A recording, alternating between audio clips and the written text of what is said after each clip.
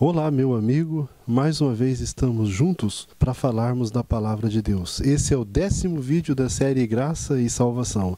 Hoje vamos tratar da graça e da lei. Vamos pedir a presença de Deus nesse estudo? Oramos. Senhor nosso Deus, agradecidos estamos pela vida, agradecidos estamos pela oportunidade de estudarmos juntos, de abrirmos a Tua Palavra. Pedimos que o Seu Santo Espírito venha estar conosco, nos dando instrução, nos dando sabedoria, para que possamos juntos aprender mais de Ti. Isso lhe pedimos e agradecemos em Teu santo nome. Amém. Como vimos nos vídeos anteriores, Deus nos perdoa. Deus nos perdoa do quê? Do pecado. O pecado existe por quê? Porque existe a lei. Se não existisse lei, não existiria pecado. Pecado é transgressão da lei de Deus. Imagina alguém chegar para você na rua falando, eu te perdoo. Você fala, você deve estar equivocado, eu nem te conheço, me perdoa de quê? Então, assim, religiões, pessoas que acreditam que pecado é algo mais que transgressão da lei de Deus. Se pecado não fosse transgressão da lei de Deus, do que Cristo ia nos perdoar? Infelizmente, hoje existe um comentário muito incoerente, que é chamado fim da lei. Na Bíblia tem a palavra fim da lei? Tem, fim da lei sim. Mas se nós analisarmos o contexto e estudarmos corretamente o verso completo, nós vemos que o fim ali é finalidade, objetivo, e não a abolição. Então, Cristo não veio abolir a lei, ele veio o quê? Cumprir. E o fim da lei era Cristo. A finalidade das ordenanças. No caso, seria melhor ordenanças, cerimônias. Existiam muitas cerimônias que apontavam para Cristo. Era tipo uma promessa. Estava prometendo que um dia Cristo viria, libertaria da escravidão do pecado. Então essas ordenanças tinham uma finalidade, Cristo. Então a finalidade da lei, o objetivo da lei é Cristo. E não a abolição, o desrespeito da lei a Cristo. Nada a ver com essas ideias incompatíveis com a palavra de Deus. Após Cristo vir morrer na cruz do Calvário, essas histórias servem de lição para nós. Imagina eu ler a Bíblia e falar assim, isso aqui não tem nada a ver comigo, isso aqui foi para... Paulo falou para os coríntios, e Daniel falou lá, Moisés falou para os judeus, não tem nada a ver com isso. Para que existe a palavra de Deus? Em 2 Timóteo 3,16 fala que a Bíblia é para o nosso ensino, para a nossa correção. Então, quando Cristo repreende uma pessoa, aquela repreensão pode servir para mim, pode servir para você no século 21. Por quê? Porque as pessoas têm a natureza parecida. A tecnologia muda, mas o ser humano continua o mesmo. A natureza do ser humano não muda. Então, os mesmos problemas que tinha no Antigo Testamento, tem no Novo, tem hoje, né? Os mesmos problemas. Problemas de orgulho, problemas de egoísmo, problemas de inveja.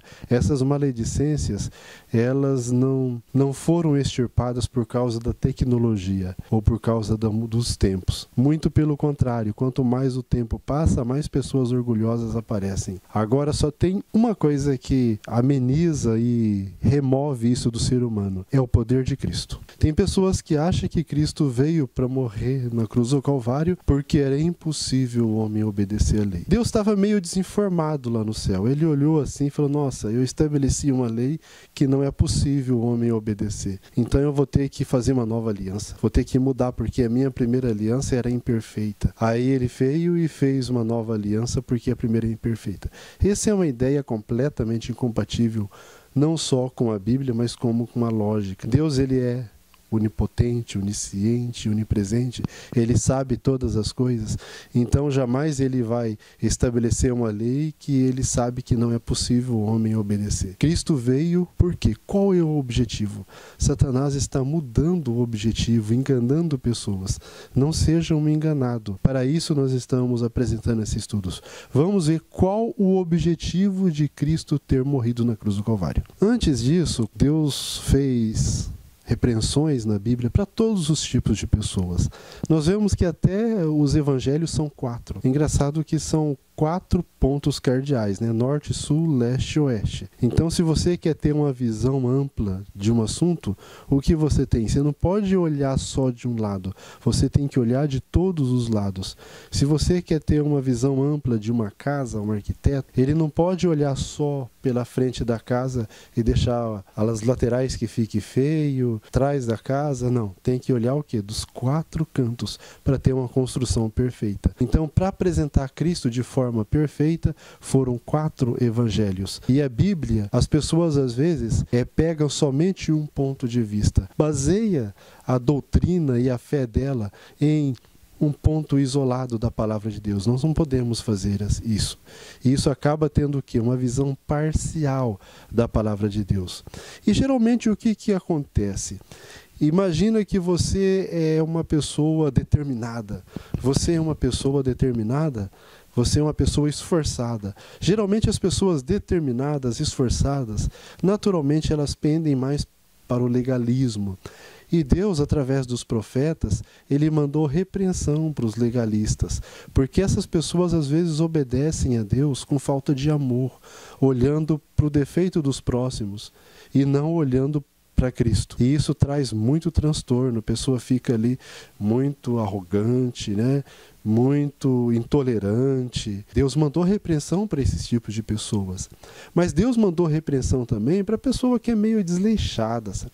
Geralmente as pessoas que é meio desleixada, vagaroso em aprender, desleixada, secularista, não se preocupa muito com as coisas espirituais, não se dedica muito, é uma pessoa vagarosa. E Deus mandou repreensões para essas pessoas vagarosas. Mas o que acontece? Acontece que um legalista lá, um determinado, está estudando a palavra de Deus e ele vê uma repreensão para ele. Ele não presta muita atenção, ele não entende muito aquilo, sabe? Ele fala, esse aí não é meu ponto forte, não entendo muito disso. Quando a repreensão que é para os vagarosos, aí ele entende muito bem disso. A repreensão é para os vagarosos, não é para ele, não é para os outros. Aí para os outros ele entende. Aí ele anota, faz sermões, posta no Facebook, Twitter, no YouTube, e divulga bastante aquilo porque está repreendendo os outros. E a Bíblia passa a não ter muito significado para ele. Contrapartida, os vagarosos, eles veem a repreensão que Deus, através dos profetas, mandou para eles. Eles não entendem muito aquilo, eles não estudam muito essas repreensões.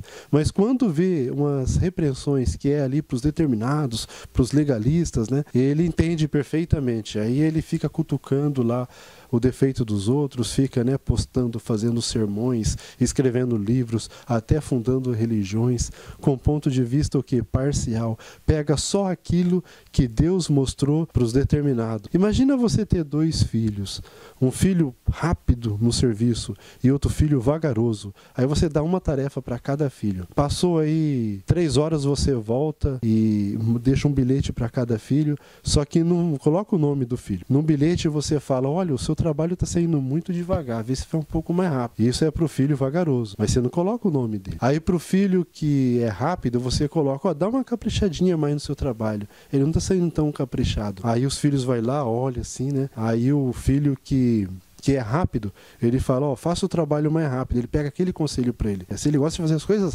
então ele fala, meu pai deve ter falado isso para mim. Ele faz mais rápido ainda. O filho que é vagaroso, aí ele lê o conselho assim e fala, eu vou ter que caprichar mais. Você faz mais devagar o trabalho ainda. E é isso que acontece com as pessoas que estudam a Bíblia sem o poder do Espírito Santo. Ela passa a ter uma visão parcial da Bíblia. Começa a enxergar o defeito dos outros, a aplicar a Bíblia para os outros e não para si. A lei e a graça, justamente é isso que ocorre. Muitas pessoas se apegam à lei e obedecem à lei sem amor. Muitas pessoas se apegam à graça e negligenciam a lei. Existe equilíbrio absoluto nesse assunto na Bíblia. Não existe contradição. A lei não foi feita para determinado e a graça não foi feita para desleixar. Ambos foi feito para toda a raça humana. O problema é uma falta de compreensão em ambas. Mas existe algo na palavra de Deus que é superior aos 10 mandamentos, a lei de Deus. O que que é superior? Chamamos de a essência da lei, os princípios da lei. Qual é o princípio da lei? A lei está baseada sobre o quê? É o amor. Como vemos em 1 João, Deus é amor. Então a lei está baseada no amor. Os 10 mandamentos têm como base o amor. 4 primeiros mandamentos é amor a Deus em primeiro lugar. Os 6 últimos mandamentos é amor ao próximo, como a ti mesmo. Se uma regra, se um preceito, ele entrar em confronto com o amor, o que nós devemos fazer? Esquece a pessoa, vamos obedecer a regra. Será que é isso? Não, não, não. Se um mandamento, se um preceito entra em confronto com o amor, a gente esquece o preceito. O amor é superior. Vamos a exemplo. Vamos em Mateus 12:5. Me acompanhe. Cristo disse que os sacerdotes violavam a lei e ficavam sem culpa. Fazer um trabalho ao sábado, seja ele missionário, seja a favor ao próximo, é violar a lei de Deus. Mas o que acontece? Existe uma diferença entre pecado e culpa. Esse violar a lei de Deus, ele entra em confronto com o princípio do amor. Então a pessoa não é culpado por ferir aquele preceito, porque aquele preceito entrou em confronto com o princípio da lei, que é o amor. Então os sacerdotes, eles violavam a lei, mas eles eram sem culpa por causa dessa violação. Porque se eles não violassem a lei, não teriam os rituais ali no santuário, conforme era pedido de Deus. Entrou em conflito o princípio com a regra. Agora o que acontece? Uma pessoa desleixada que não gosta muito de lei, ela já utiliza esse texto para usar de desculpa para não obedecer à lei de Deus. Cada um de nós vamos responder perante Deus sobre nossas atitudes. Imagina você querer enganar a Deus, não existe como. Ele é claro que quando um princípio entra em confronto com a regra. Se não entra, ele cobra, a pessoa é culpada sim, vai se perder por tratar a lei de Deus com leviandade. Esse assunto do sábado será o nosso próximo tema. Cristo veio abolir a lei? Vemos em Mateus 5:17 que não, acompanhe. Não cuideis que vim destruir a lei ou os profetas. Não vim abrogar, mas cumprir. Então Cristo, ele veio o quê? Ele veio cumprir. A finalidade da lei era Cristo. Não fim, finalidade. Lei não se exclui, a lei da gravidade não exclui. A lei dos 10 mandamentos, por exemplo, era tão útil para o bem-estar do ser humano como a lei da gravidade.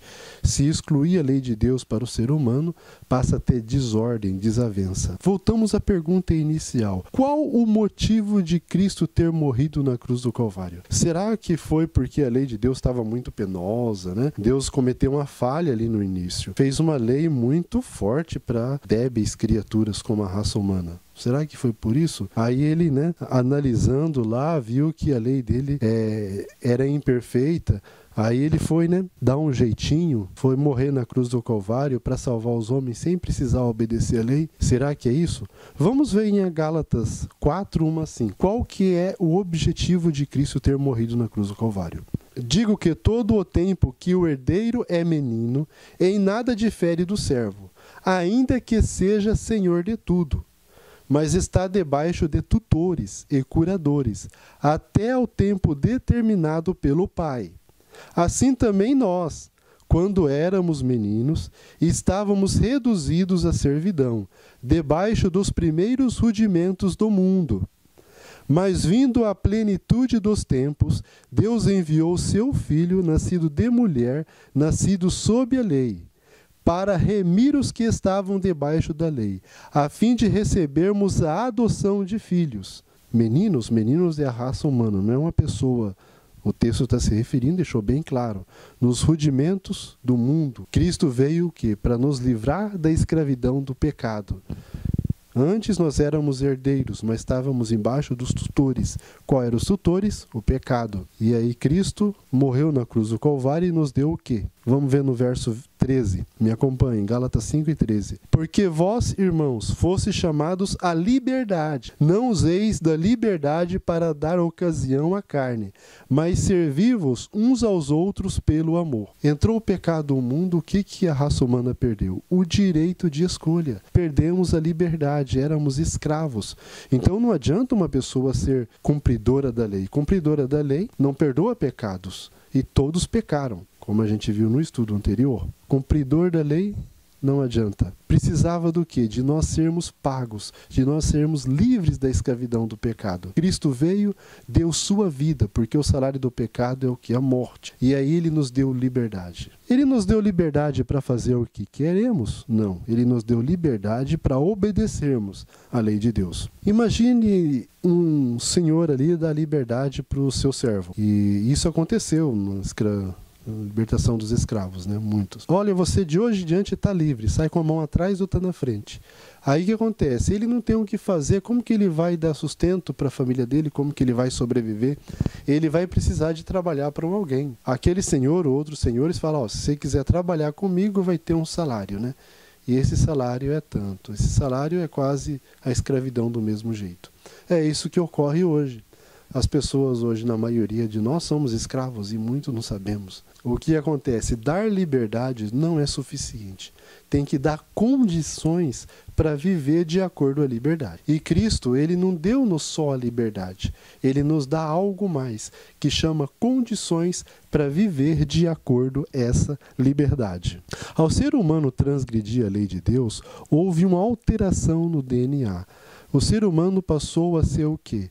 Ter uma natureza caída, uma natureza conhecida como pecaminosa. Eu considero um exagero de linguagem falar que a nossa natureza é pecaminosa. Nossa natureza é caída, uma natureza enfraquecida pelo pecado. Será que isso que eu estou falando é a opinião minha, que depois do pecado a natureza nossa passou a ser caída? Me acompanhe em Efésios 2 e 3. Vemos que isso não é uma opinião pessoal. Vamos deixar a Bíblia comprovar isso, né?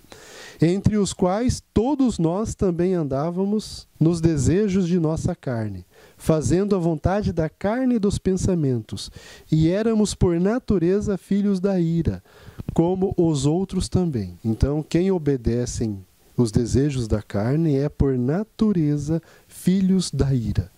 Adão, antes da entrada do pecado, não era filho da ira, por natureza. Essa natureza entrou após o pecado. Quem faz a vontade da carne continua sendo escravo, continua sendo filho da ira. Mas quem entrega a vida a Cristo, Cristo faz uma alteração na pessoa. Vamos ver em 2 Pedro 1 e 4. Me acompanhe. Pelas quais nos tem dado grandíssimas e preciosas promessas, para que por elas fiqueis participantes da natureza divina, havendo escapado da corrupção que pela concupiscência há no mundo. O que Cristo nos faz? Nos torna participantes da natureza divina. Olha, escapado o quê? Da corrupção. E como é a corrupção? A corrupção vem pela concupiscência que há no mundo. Olha uma coisa interessante. Corrupção é resultado da concupiscência que há no mundo. Qual é o resultado da corrupção hoje em dia? É resultado de orgulho, é resultado de inveja, de ganância. Por isso que existe corrupção. Presta atenção como que o verso é real. Deus nos promete ser participantes da natureza divina, havendo escapado da corrupção que pela concupiscência há no mundo. Ficou claro, né? Corrupção existe por causa da concupiscência que há no mundo. Concupiscência, né, é tirada de nós. Se nós dominamos a concupiscência, não existe mais corrupção. Então aí está o segredo para um país perfeito, para um planeta perfeito, é o quê? É dominar a concupiscência, é se livrar disso. Uma concupiscência sobre a vontade de Deus, não existe corrupção. Mas vamos ver aonde é gerado o pecado. Me acompanhe em Tiago 1, 14 e 15. Mas cada um é tentado quando atraído e engodado pela sua própria concupiscência. Repetiu concupiscência. Como é gerado o pecado? Quando a gente é atraído pela nossa própria concupiscência. Depois, havendo a concupiscência concebido, a concupiscência faz o quê? Concebe. Dá à luz o pecado. E o pecado sendo consumado gera a morte. O pecado é gerado quando? Quando a gente dá vazão aos nossos desejos, Existem desejos normais e existem desejos anormais. Existem desejos que chama-se maus traços de caráter. Esses desejos, eles podem ser removidos de nós por ocasião do quê? Do batismo. Então, para nos livrar da concupiscência, o que acontece? Precisa nascer de novo. E essa é uma promessa de Deus para nós. Observe, Cristo, através da graça, ele não nos dá autoridade para transgredir a lei. Muito pelo contrário. Ele nos concede capacidade de obedecer a palavra de Deus. De que forma? Nos livrando da concupiscência que há no mundo. E o que a concupiscência faz? Ela nos leva ao pecado. Desta forma, Cristo não só nos dá liberdade, como falamos, mas ele concede condições para viver em liberdade. Como se um escravo, um senhor, olha, eu vou dar liberdade para você, dá liberdade para o escravo. E ali dá uma quantia boa de dinheiro para ele tocar o seu negócio próprio. Ele dá liberdade e condições para viver em liberdade. E é assim que Cristo faz com nós. Ele nos dá liberdade através de sua graça e nos dá condições para viver de acordo à liberdade. Vamos recapitular como funciona isso em Efésios 2:8. Porque pela graça sois salvos por meio da fé. Isso não vem de vós, é dom de Deus. Então nós somos salvos que pela graça. Isso não vem de nós, é impossível nós, por nós mesmos, por nossa própria força, obedecer a Deus. Não tem como, é impossível. Mas pela graça de Deus, nós podemos obedecer a Deus por meio da fé. Isso não vem de nós, é um dom de Deus. Por isso que nós precisamos entregar a Deus sem reservas e viver de acordo à vontade de Deus e não de acordo aos desejos da carne. Deus não dá liberdade para a gente viver de acordo aos desejos da carne, não. Ele nos dá liberdade para andarmos de acordo aos desejos de Deus. Quem andar de acordo aos desejos da carne terá uma finalidade não muito legal. Qual a condição do homem? Vamos em Romanos 3:23. Porque todos pecaram e destituídos estão da glória de Deus. Todos pecaram e destituídos estão da glória de Deus. O que o pecado exige? Me acompanhe em Romanos 6:23. Porque o salário do pecado é a morte, mas o dom gratuito de Deus é vida eterna por Cristo Jesus nosso Senhor. Todos pecaram, todos. Lembra que Adão e Eva pecou, através de Adão e Eva entrou o pecado no mundo. Nós não somos culpados pelo pecado de Adão e Eva, pelo pecado de nossos pais. Nós somos culpados pelos nossos pecados. Só que as consequências do pecado nos afetam. As consequências do pecado fez com que o homem tivesse uma ferramenta inadequada para ser obediente. Alterou ali o DNA. E aí o que aconteceu? O filho dele pecou.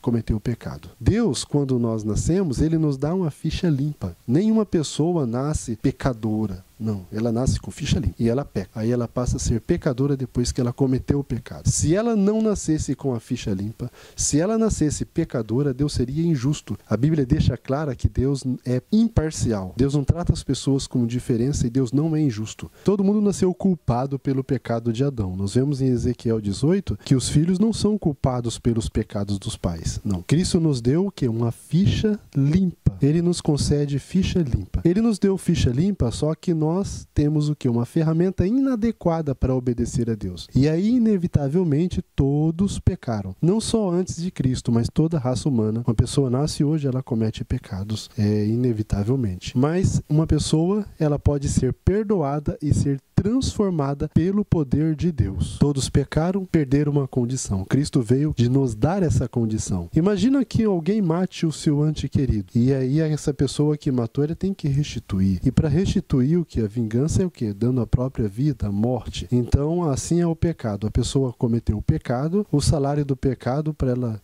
pagar aquele pecado que ela cometeu é só dando a própria vida. E se dá a própria vida, diga vida eterna mesmo, acontece, é um preço muito caro. E aí Cristo veio e pagou esse preço, ele deu a sua vida em nosso favor. E só através de Cristo existe perdão de pecados, existe perdão de nossos pecados. A confusão está justamente nesse aspecto. Lei não serve para perdoar pecados, lei serve para condenar. Mas por a lei condenar, não servir para nos perdoar pecado, ela não torna desnecessária. Ela não pede o poder de condenar a pessoa porque ela não tem poder de justificar. Justificar é Cristo e Cristo não anula o poder da lei. Nós vemos mais claro em Mateus 1:21 qual é a finalidade e o objetivo de Cristo ter vindo a esse mundo. Me acompanhe. E dará à luz um filho e chamarás o seu nome Jesus, porque ele salvará o seu povo dos seus pecados. Cristo nos salva de nossos pecados para quê? Para continuarmos pecando? Mesma coisa, de uma pessoa estar numa grave condição, ela tem um câncer. O que aconteceu para ela estar com câncer? Ela consome muito um alimento que dá câncer. Então vamos curar ela do câncer. E ela vai continuar comendo aquele alimento que deu câncer nela. Será que adiantou ela fazer a cirurgia, se curar do câncer, sendo que vai continuar se alimentando daquela forma que deu câncer nela? Aquela doença é consequência do quê? De um hábito errado na vida dela. E esse hábito ela tem que abandonar. Curar sem abandonar o hábito não adianta muito. Então Cristo, ele nos perdoa. E se a gente não abandonar a nossa vida de pecado, não adiantou muito a cura. Então por isso que nem toda a raça humana vai se salvar. Por isso que poucas pessoas vão se salvar, porque poucas pessoas aceitam que Deus transforme a sua vida. Me acompanhe em Romanos 6, 1 e 2. Que diremos, pois? Permaneceremos no pecado para que a graça abunde? De modo nenhum. Nós que estávamos mortos para o pecado, como viveremos ainda nele? Cristo veio na sua primeira vinda para quê? Para nos salvar de nossos pecados. Não só para nos salvar de nossos pecados, mas também para nos redimir, para nos perdoar, para nos convidar a uma nova vida, a um arrependimento. Porque o Evangelho de Cristo são 4. É impressionante que tem muito a ver com os 4 pontos cardeais, norte, sul, leste e oeste. Se você quer conhecer uma casa, todos os lados dela, o que acontece? Você tem que tirar no mínimo 4 fotos. Então, se você quer conhecer da palavra de Deus, você tem que basear a sua doutrina, o seu conhecimento só em um verso ou outro, não. Você tem que conhecer todos os ângulos, todos os lados. Então Cristo fornece através de sua palavra um conhecimento completo, um conhecimento imparcial, né, de sua vontade. Se você pegar Marcos 2:17, por exemplo, você vai ter um conhecimento muito parcial, porque lá fala que Cristo veio buscar o que? Pecadores e pronto. Mas veja o que está em Mateus 9:13. Ide, porém, e aprendei o que significa: misericórdia quero e não sacrifício, porque eu não vim chamar justos, mas pecadores ao arrependimento. Ele não veio chamar justos, ele veio chamar pecadores e pronto? Não. Ele veio chamar pecadores ao arrependimento. Cristo quer fazer o que? Uma transformação na sua vida. Agora, na segunda vinda de Cristo, ele tem um objetivo um pouco diferente. Me acompanhe em Apocalipse 3:21. Ao que vencer, lhe concederei que se assente comigo no meu trono, assim como eu o venci e me assentei com meu Pai no seu trono. Nós vemos aí que tem condições. Se Cristo fosse levar pecadores para o céu, ele ia levar todo mundo, não precisaria de religião, não precisaria de teste, de nada. Levaria todo mundo e pronto, acabou. E existem condições. Primeiro, Cristo nos nos dá liberdade e nos dá poder para viver de acordo com essa liberdade. Mas se a gente não vive, rejeita esse poder, o que a gente vai fazer no céu? A gente ama tanto o pecado que não quer abandonar ele. Muitas pessoas reclamam da corrupção, né? Reclamam da corrupção. Então, se você não ama a corrupção de fato, entregue a sua vida a Cristo. E isso é possível? É possível, através do poder de Deus. Existem 4 principais equívocos. Eu quero que você me acompanhe. O primeiro, a lei de Deus não foi abolida. Cristo não veio abolir lei. Cristo, ele é perfeito, ele é onisciente, ele sabe todas as coisas. Então ele fez uma lei perfeita.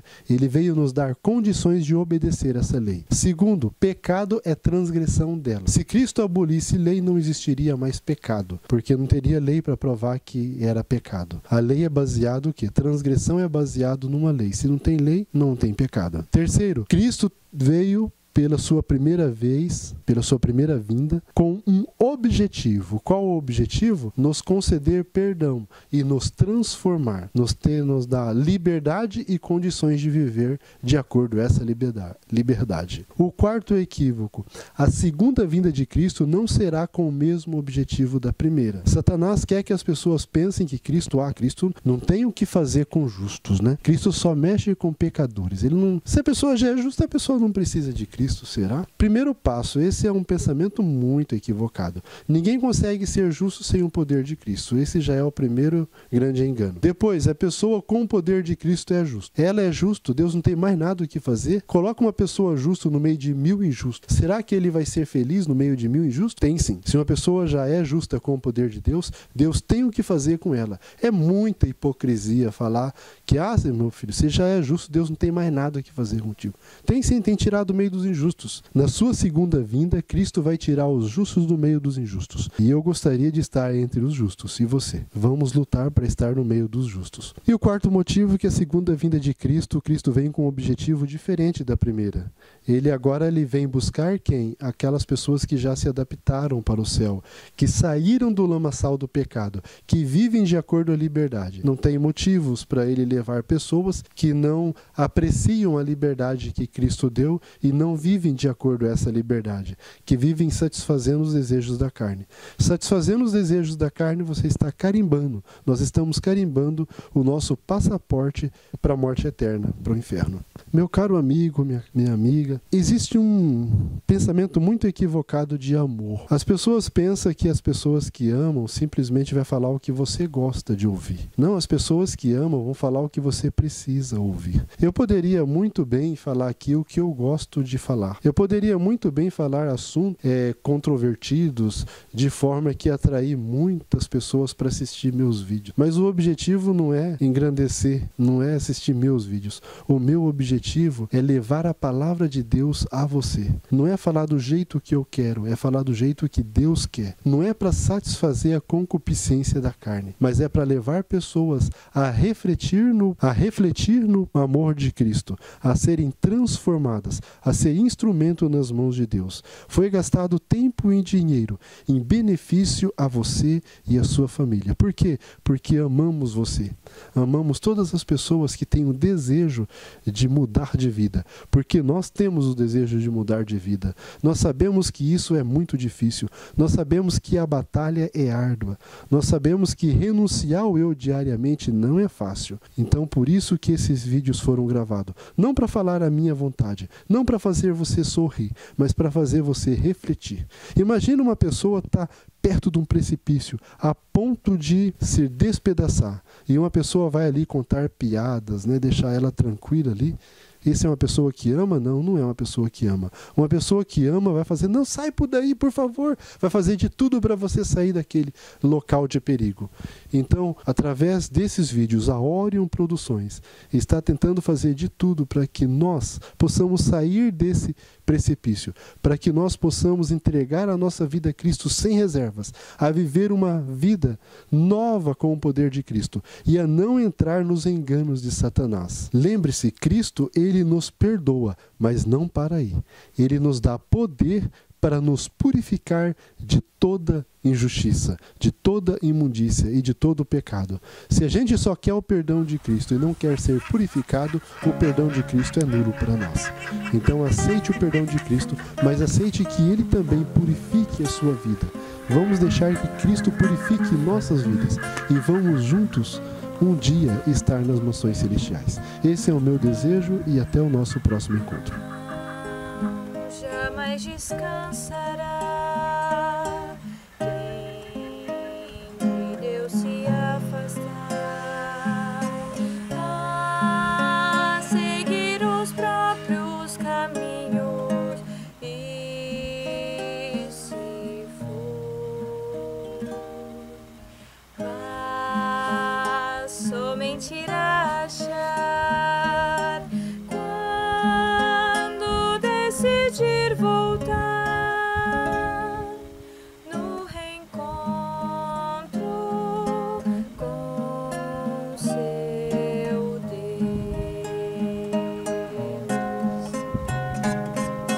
Ai, como esse Deus é bom, pois sempre recebe a quem quer a experiência de viver em Deus. Tudo que é preciso assim é arrepender-se, enfim, vivenciar o renascer.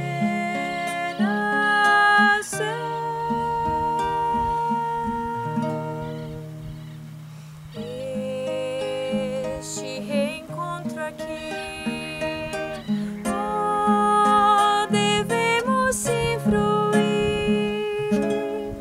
tudo